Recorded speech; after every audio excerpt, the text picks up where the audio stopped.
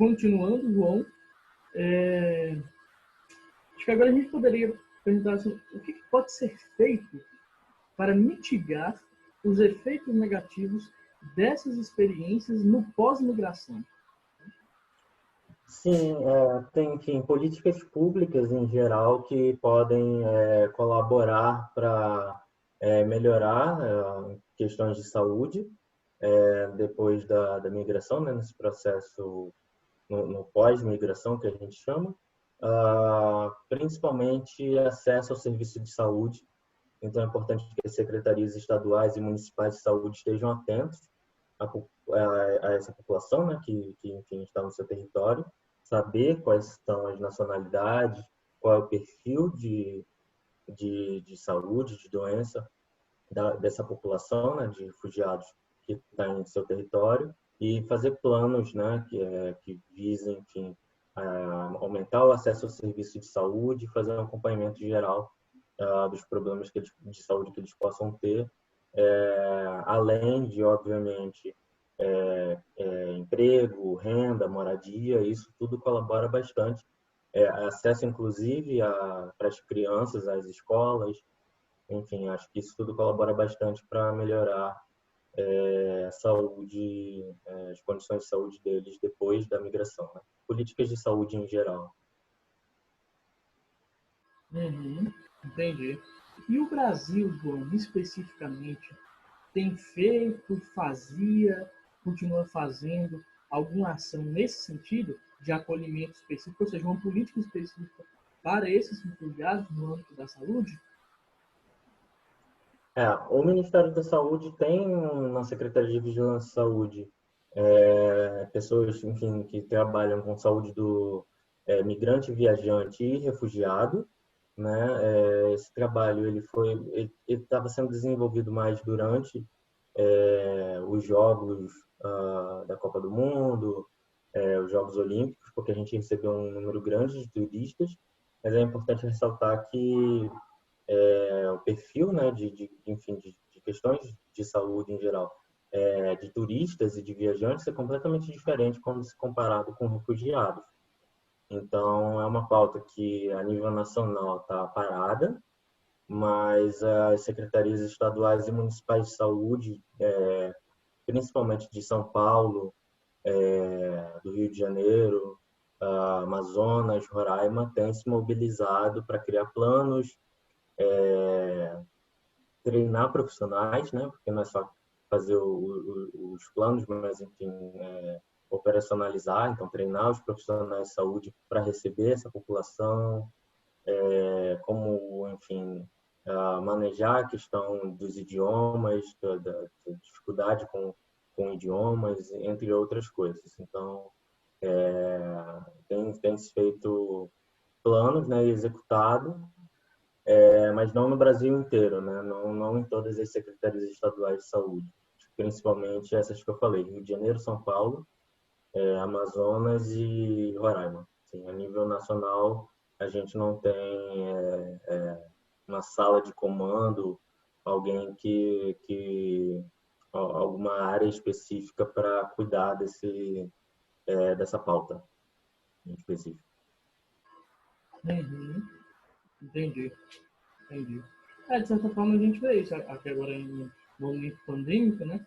Na verdade, falta a centralidade, né, do governo federal, e quem está tomando aí as diretrizes, as rédeas, né, da situação acaba que estão sendo os estados, né, e os municípios. Entendi. Sim, é muito importante que se crie, né, se pense a curto e médio prazo em ações a nível nacional, né, para essa população, sem dúvida. Sim. E o Ministério da Saúde tem um papel fundamental nisso, né? Que é ele que entra em contato com os estados e com os municípios para poder implantar esses planos, né? Então, um plano a nível nacional seria muito bom nesse momento para cuidar da saúde dessa população, sem dúvida. Sim. Sem contar também que é a União, né, que possui, por exemplo, o maior volume de recursos, certo? O maior volume de infraestrutura, né, por exemplo, também, para ficar agenciando, fazendo relações, etc. Então, fundamental, né? Fundamental ter o apoio do governo federal. Né? Sem dúvida. Entendi. Maravilha, João. E assim, por que você escolheu a Caritas para estabelecer a sua pesquisa? E já linkando com a outra pergunta, e aparentemente você já até começou a falar sobre isso logo no início da sua fala, né? Há, então, aparentemente, poucos trabalhos sobre refugiados no âmbito da epidemiologia, né? Sim, sem dúvida. A gente escolheu a Caritas porque a Caritas Arquidiocesana aqui do Rio de Janeiro, ela atende essa população refugiada desde a época da ditadura militar. Começou a atuar em 1976 com os refugiados que vinham das ditaduras do Chile, do Uruguai, da Argentina. O Brasil também estava em ditadura militar, então eles não ficavam muito tempo aqui. Eles paravam aqui, a Caritas, enfim, acolhia eles, mas a ideia era chegar na Europa. Ah, e a Caritas continuou, né, depois da ditadura militar, acolhendo esses solicitantes de refúgio, refugiados. Hoje, o programa, né, da Caritas, além de ter sido a primeira organização a cuidar desses refugiados, atender esses refugiados, ela foi durante décadas a primeira e única que fazia esse papel. Então, ela tem, né, guardado os arquivos, né, ao longo da história desses solicitantes de refúgio, os pedidos de solicitação de refúgio, os dados sociodemográficos dessa população. Então, quando a gente começou a pensar nesse trabalho, né, a Caritas acabou se tornando nossa parceira, junto ao Centro Brasil de Saúde Global, e a gente conseguiu, junto a eles, então, fazer essa pesquisa e acessar esses dados históricos, né, esse histórico de solicitação de refúgio e esses dados para a gente poder fazer análise. Em relação aos trabalhos de epidemiologia, sem dúvida, senão, quando a gente começou,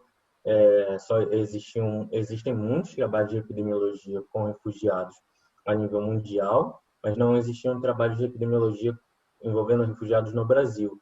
E a escassez até hoje é grande, né? Existem poucos, dois grupos, dentre os mais de 50 grupos de epidemiologia do país, acho que 2 grupos estão estudando migrações forçadas. Então, ainda existem pouquíssimos estudos aqui no Brasil sobre essa situação de saúde, né, condições de saúde, enfim, perfil epidemiológico desses solicitantes de refúgio e refugiados vivendo aqui no país.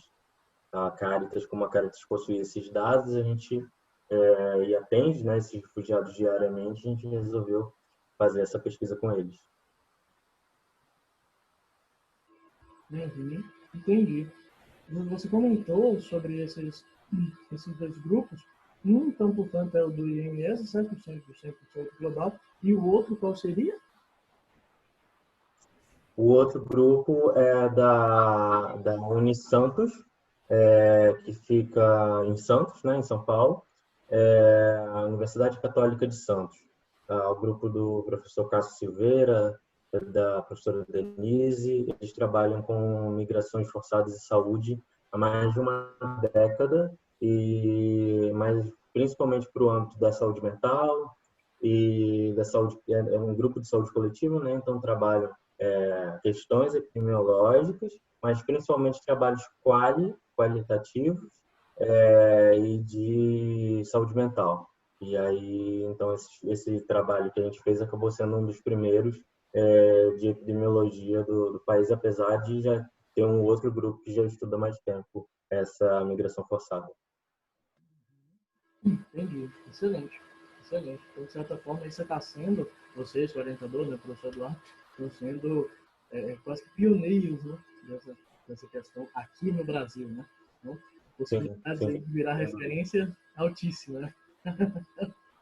O nosso trabalho acabou sendo o primeiro, né? Então, a ver essa questão do perfil sociodemográfico, principalmente o perfil de saúde, né? Dessa população. Então, a nossa ideia é justamente que outros trabalhos sejam feitos por outros grupos que, enfim, a população precisa, né? desse apoio do mundo acadêmico, né, das pesquisas, justamente para subsidiar as políticas públicas, né? Então, tendo dados, é que a gente consegue entender a importância de se ter política públicas, né, e principalmente políticas públicas de saúde para essa população, sem dúvida. Uhum. Entendi. Excelente. E agora você já até mencionou essa questão. Qual é o perfil sociodemográfico desses migrantes forçados aqui para o Brasil? Né? E você conseguiu verificar a porcentagem em si específica dos menores de idade dentro desses migrantes? Ou não tem muitos menores de idade? Como é que é essa questão? Essa questão os primeiros dados sobre o perfil sociodemográfico de refugiados no Brasil mostrou que é uma maioria de homens com ensino superior, que, enfim, cristãos, adultos, uma baixa porcentagem de crianças, uma baixa porcentagem de idosos, né? Esse dado, né, que foi divulgado pelo CONARE, pelo Comitê Nacional para Refugiados, ele era muito diferente quando a gente começou a fazer a nossa pesquisa, muito diferente quando comparado com o resto do mundo. O perfil de refugiados no mundo, entre esses 68,5 milhões de refugiados e agora 70,8 milhões de refugiados, de imigrantes forçados, mais de 50%, 51% eram de menores de idade, menos de 18 anos. Então, mais da metade dessa população é de crianças e adolescentes. Então, esse é um baita dado, né, que mostra ainda mais a vulnerabilidade dessa população. A gente diz que tem uma baixa porcentagem de idosos, porque os idosos têm mais dificuldade de migrar, né, de sair de suas vilas, suas casas e andar por centenas e centenas de quilômetros até chegar à fronteira do país e atravessar, enfim, quando a fronteira é seca, mas ou de pegar um bote e atravessar para outro país pelo mar. Então, a gente tem então esse viés aí de pessoas mais jovens, talvez um pouco mais saudáveis, migrando, né? A gente chama de viés do migrante saudável. Quem está mais saudável é realmente quem migra, né? Quem tem mais problemas de saúde não consegue migrar. Então, esse é o perfil do Brasil, né? Que a gente tinha dado quando a gente começou a pesquisa, que é bem diferente do resto do mundo, e a gente queria ver se aqui no Rio de Janeiro o perfil é igual ao nacional, né? Do Brasil. Uhum. Entendi. Excelente. Chama a atenção, você que está na sua resposta agora, o alto índice de imigrantes forçados com nível superior, né? Com formação superior.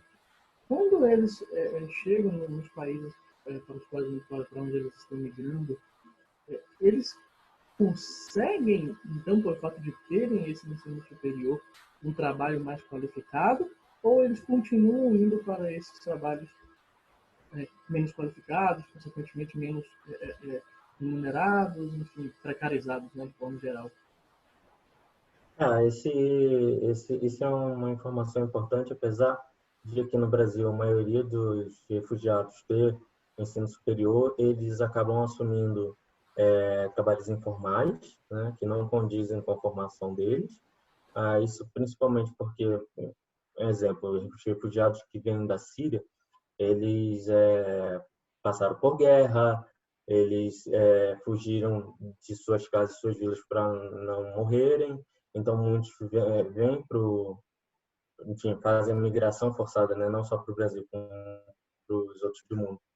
Só com a roupa do corpo, sem nada. Então eles às vezes chegam aqui sem nenhum documento, nenhum documento de identidade. Que dirá documento como diplomas, enfim. Então, apesar de ter ensino superior, eles não conseguem assumir funções, em sua maioria, não conseguem assumir cargos que condizem com o ensino superior. Isso também tem a questão do idioma envolvido, né?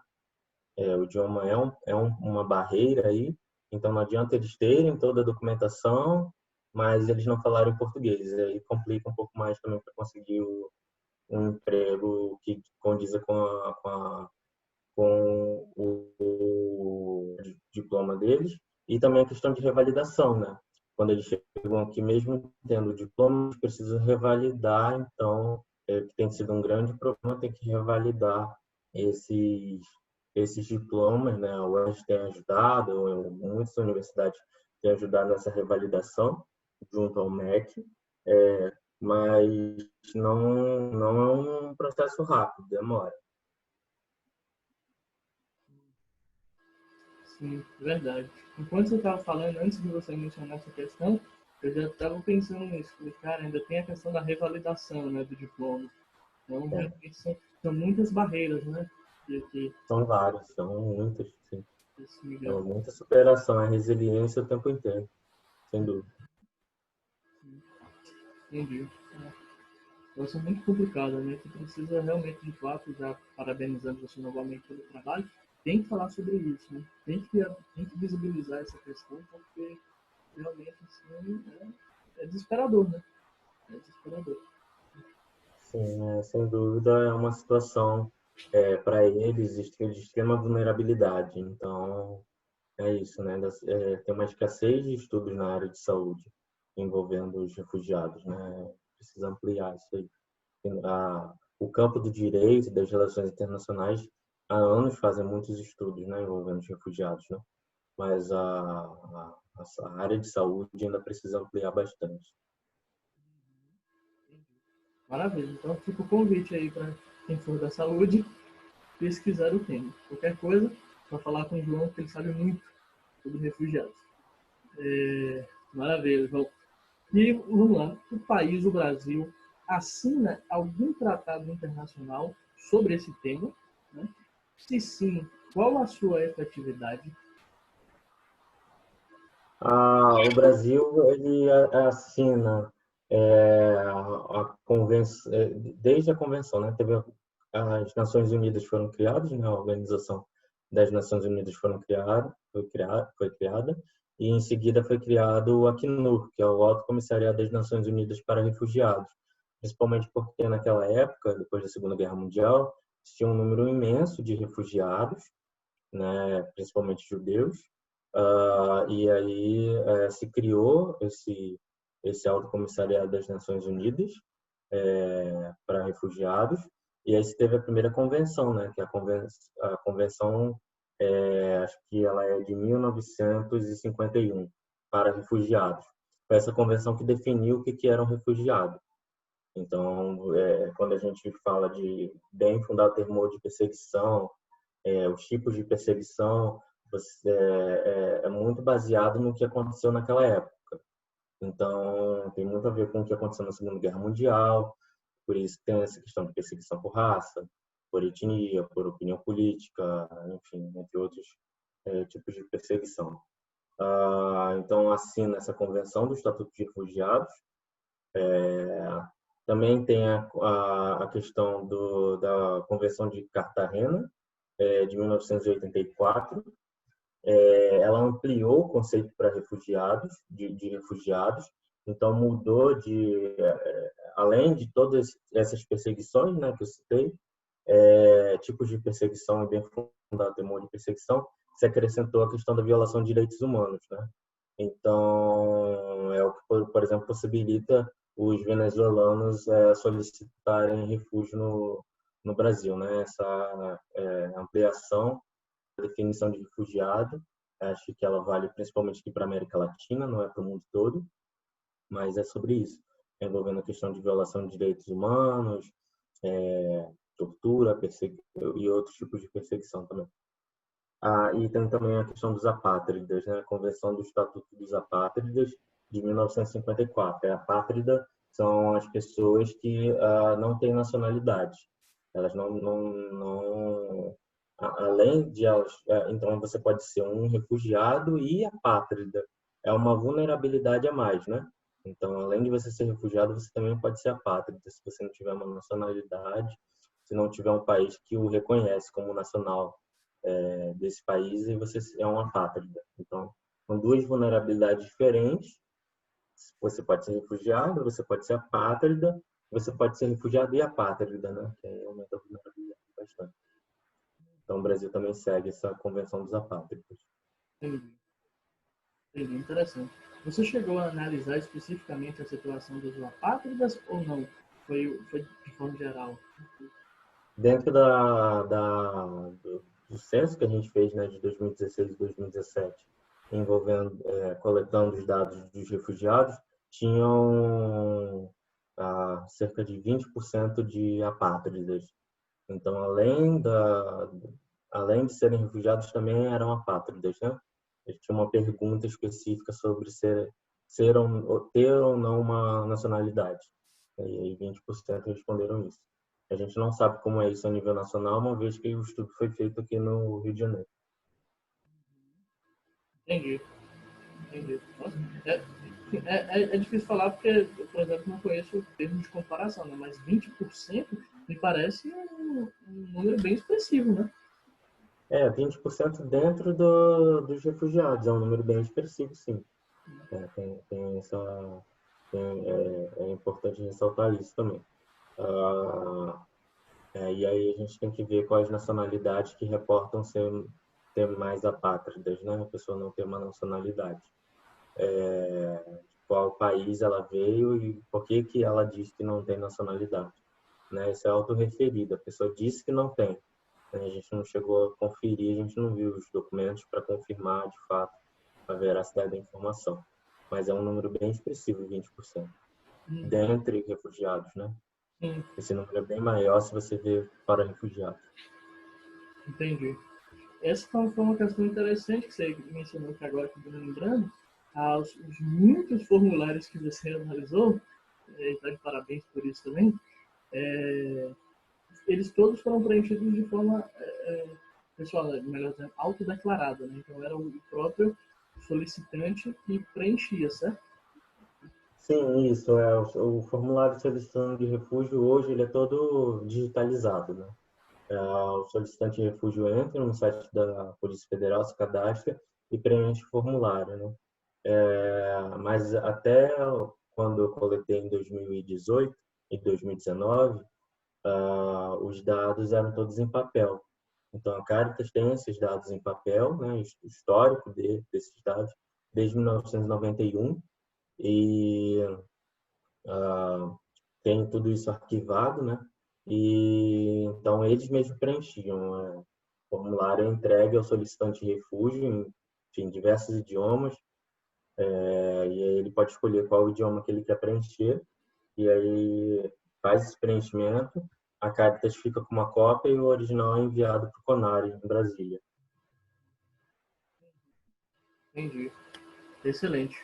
Excelente, João.